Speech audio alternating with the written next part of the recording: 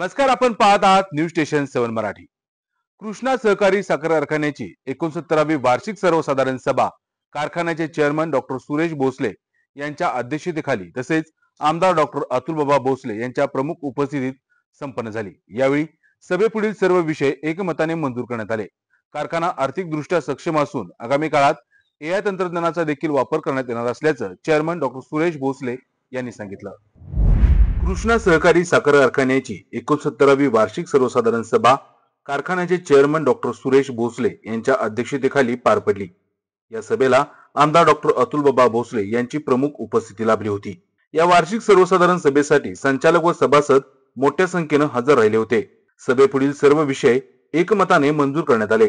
या सभेमध्ये आमदार डॉक्टर अतुलबाबा भोसले यांनी कर दक्षिण मधून विजय मिळवल्याबद्दल त्यांचा कारखान्याच्या वतीने विशेष सत्कार करण्यात आला। तसेच सन 2024-25 मध्ये ऊस उत्पादकांना सर्वोच्च दर दिल्याबद्दल कारखान्याचे चेअरमन डॉक्टर सुरेश भोसले यांचा सभासदांनी सन्मान केला। कारखाना आर्थिकदृष्ट्या सक्षम असून आगामी काळात एआय तंत्रज्ञान आत्मसात करून त्याचा वापर केला जाणार असल्याचे कारखान्याचे चेअरमन डॉक्टर सुरेश भोसले यांनी स्पष्ट केले। तर शेतकरी सभासदांच्या हितासाठी संचालक मंडळाने केलेल्या कामगिरीचे कौतुक आमदार डॉक्टर अतुलबाबा भोसले यांनी यावेळी बोलताना केले। शेतकऱ्याची ही मागणी असते की आपल्याला दर चांगला मिळाला पाहिजे आणि दर चांगला मिळण्यासाठी सगळं आपण नियोजन केलं आणि हे नियोजन करताना आता दर सगळ्यात जास्त दिलेलाच आहे यावर्षी। क्रशिंग लायसन्सचं आता सगळी पूर्तता झालेली आहे। सप्टेंबर एंडपर्यंत आपण क्रशिंग लायसन्स घेणार आहोत। काम पूर्ण झालेलं आहे। तुमच्या माहितीसाठी सांगतो, कारखान्याचं ऑफ सीझनचं काम सगळं पूर्ण झालं आहे। उद्याच्या 1 तारखेला सुद्धा कारखाना सुरू करू शकतो। सगळ्या तयारीत आहे आपण।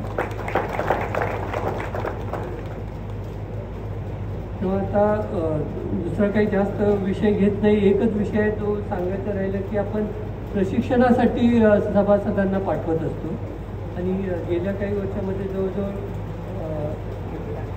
585 लोकांना, पुरुषांना आणि विशेष म्हणजे 136 महिलांना ते सुद्धा प्रशिक्षणासाठी जातात। महिला सुद्धा आता शेती करतात। एका महिलेला सगळ्यात जास्त ऊस काढण्याचा सुद्धा अवॉर्ड आपण दिलेला आहे आणि हे आपल्याला सुरू ठेवायचं आहे। कारण आता एक विषय फक्त राहिला, तो आतून मी थोड्या त्याच्या भाषणामध्ये आला की इथून पुढच्या काळामध्ये आपल्याला एआयचा वापर करायचा। आता एआय म्हणजे काय, आता आर्टिफिशियल इंटेलिजन्स म्हणजे काय, त्याचा लोकांना कसा फायदा होणार, याच्यासाठी सुद्धा काही वर्कशॉप, काही प्रशिक्षण शिबिरं आपल्याला घ्यावी लागणार आहे आणि त्याचा वापर शेतीमध्ये उत्पन्न वाढण्यासाठी आपल्याला करायचा आहे। त्याच्यामध्ये सुद्धा कृष्णा कारखाना काही मागे राहणार नाही। आता याच्यापेक्षा आपला जास्त वेळ घेत नाही। मोठ्या संख्येने आपण उपस्थित राहिलात। आत्तापर्यंत खूप आमच्यावर चांगला विश्वास तुम्ही दाखवलात। आपल्याला चांगलं काम करता आलं, याच्याबद्दलचं समाधान आहे। आज कारखान्याच्या 69व्या वार्षिक सर्वसाधारण सभेच्या निमित्तानं उपस्थित राहत असताना कृष्णा सहकारी साखर कारखान्याचा सभासद म्हणून मला मनापासून एका गोष्टीचा आनंद आहे की मागच्या 10 वर्षातल्या या संचालक मंडळाच्या कारकिर्दीमध्ये केलेल्या चांगल्या कारभारामुळे आज महाराष्ट्रामध्ये 1 नंबरचा ऊसाला दर देण्याचं काम हे आमच्या संचालक मंडळाने केलेलं आहे। याचा मनापासून आनंद आज या कार्यक्रमाच्या निमित्तानं मी व्यक्त करू इच्छितो। कृष्णा सहकारी साखर कारखान्याची स्थापना 1955 साली झाली आणि कारखान्याची स्थापना होत असताना अनेक मोठ्या लोकांनी योगदान दिलं आणि या 30 वर्षामध्ये 22 वर्ष महाराष्ट्रामध्ये 1 नंबरचा दर देण्याचं काम हे स्वर्गीय आप्पा आणि त्यांच्या संचालक मंडळाने केलं। आमचं स्वप्न होतं की आता देखील महाराष्ट्रामध्ये परत एकदा 1 नंबरचं स्थान शेतकऱ्याला दर देण्याच्या बाबतीमध्ये, शेतकऱ्याला सुविधा देण्याच्या बाबतीमध्ये, सभासदांचा बहुमान करण्याच्या बाबतीमध्ये कृष्णा सहकारी साखर कारखान्याचं हवं आणि आज ते स्वप्न पूर्ण होताना आम्हाला दिसतंय की आज राज्यामधल्या सगळ्या सहकारी साखर कारखान्यांचे दर जर का बघितले तर त्या सगळ्या सहकारी साखर कारखान्यांच्या दरामध्ये 1 नंबरचा दर देण्याचं काम कृष्णा सहकारी साखर कारखान्यांनी केलं। आज वार्षिक सर्वसाधारण सभेच्या निमित्तानं